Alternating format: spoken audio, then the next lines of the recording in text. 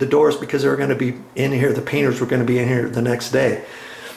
There's no way I want to see that again. So that will let me, it'll prevent that if I put grease in there. It also, the grease will prevent it from what? From squeaking. If you got doors that are squeaking now, I'm going to go back downstairs. If you got doors that are squeaking, then you put that grease in there, and guess what? You're going to fix the squeaks too. So the all-purpose grease is a way to fix that. Adjust rubbing doors. Another pet peeve of mine is when you open and close the door, and you take a bathroom door, for instance. Let's see. And you close the door, and the edge bit of the top of the door is rubbing against the door jamb. And every time you open the door, you hear it and it rubs, and you have to push the door hard. And you happen to look up there, not these, but and you see up there, and it's not painted. You look up the top edge of this door, and it's not painted. That's because this door is rubbing against that, and then it's taking the paint off there, it's taking the paint off here, and your door's rubbing, and you're like, I don't know how to fix that. Well, you can fix those.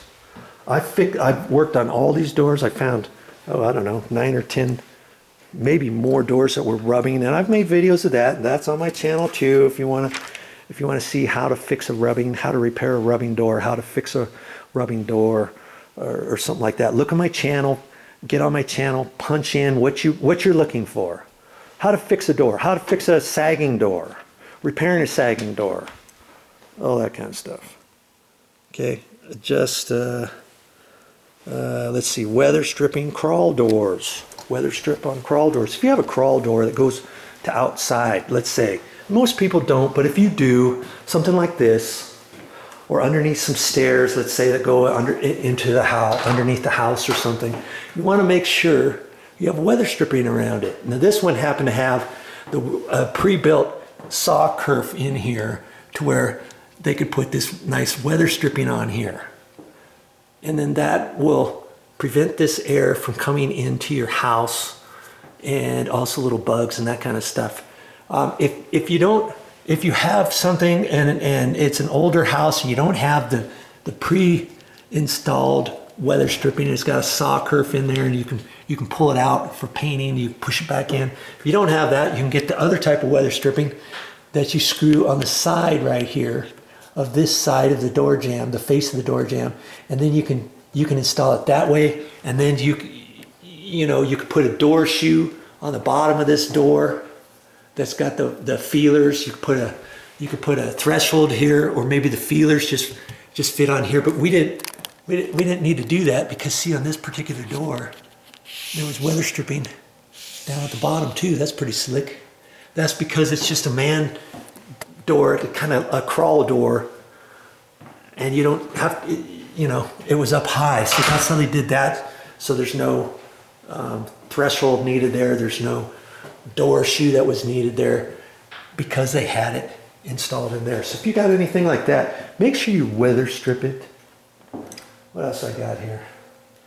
Check water. So since I'm in here, check water heater. This water heater was just recently installed. It was installed a couple of years ago. But if your water heater is 15, 20 years old, you might want to have a plumber come out here, take a look at it, make sure that it's working properly. See the life expectancy. He may talk you into installing a new water heater for your house based on the fact that yours is so old and it's rusty and maybe it's getting ready to leak and that kind of stuff. It doesn't hurt to get somebody out here, get a plumber out here to look at something like that. They're going to charge you a service call to come out here, maybe $75 to come out here to at least let you know. If he talks you into installing a new water heater, maybe he'll give you your $75 towards the price of the water heater install, and your inspection is free now.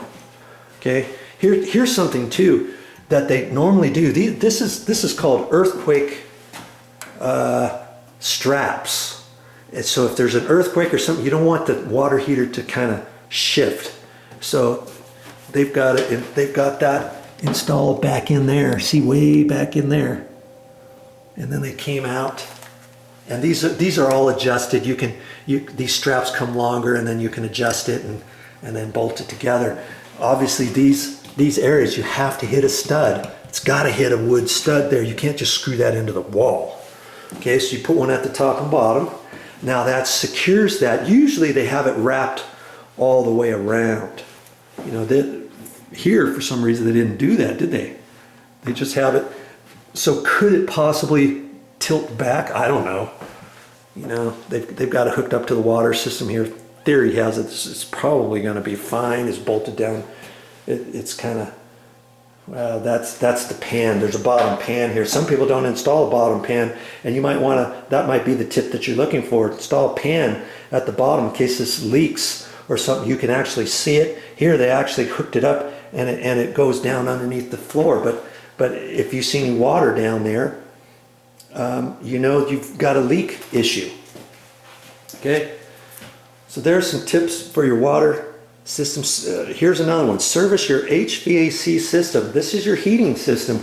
Here, there's two different heating systems in this room, and it wouldn't be a bad idea every once in a while, maybe every couple years, every year, whatever, have somebody come out and service your system. Depending how old it is, they can pull stuff out. There might be some filters in here that you didn't know about, and you've only been replacing your filters, your air return filters inside the house. You had no idea there was a filter in here. You didn't know how to pull this apart, what size filter is. He can show you that kind of stuff. He can take a look at the overall condition of everything.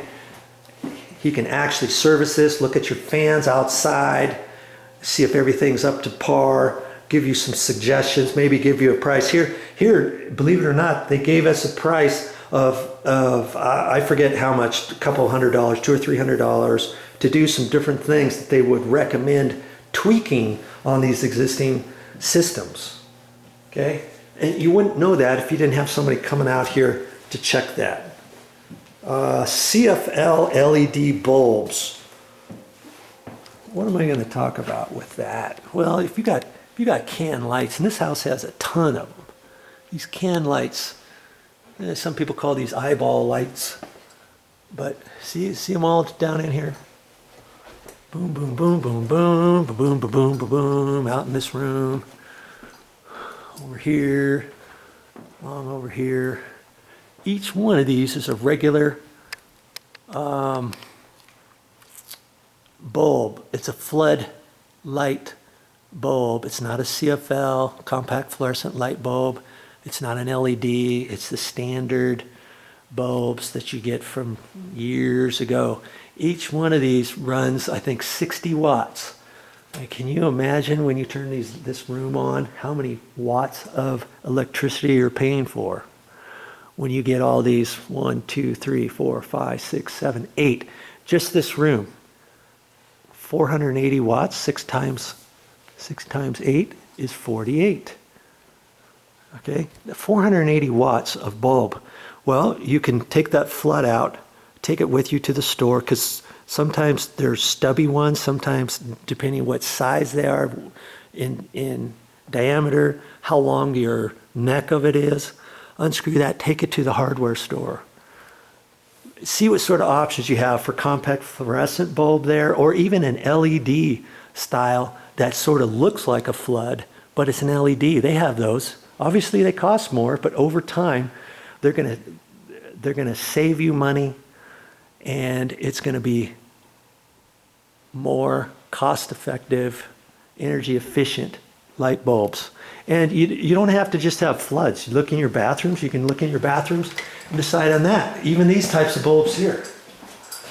Okay, you can get LED style bulbs for these, or compact fluorescent bulbs.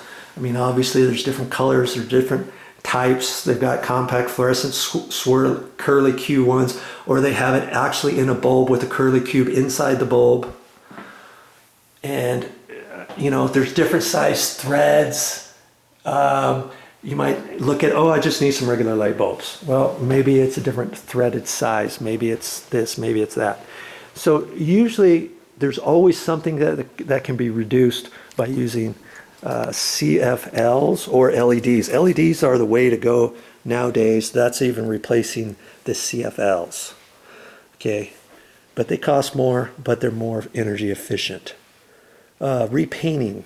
If you're repainting and you're on an exterior door, let's talk about that just real quick. I'm almost done with this list, and I'll do other videos periodically, home maintenance tips or repairs.